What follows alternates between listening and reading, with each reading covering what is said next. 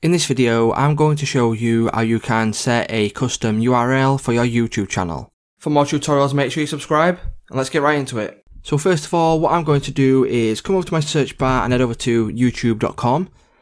And then once I've headed over to youtube.com, what you need to do from your homepage here is come to the top right hand corner, click on your profile picture and then select YouTube Studio.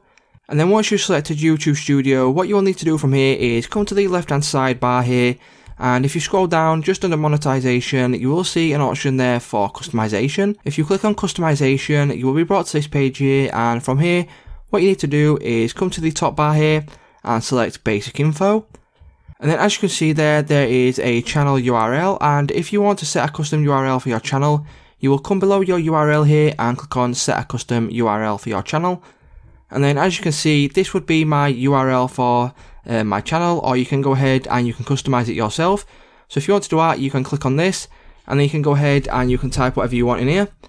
And then once you're happy with your custom URL, all you'll need to do is come to the top right hand side and then select publish. And it's just that simple, guys. If this video did help you out, please leave a like, comment, subscribe to the channel, and I will see you on the next one.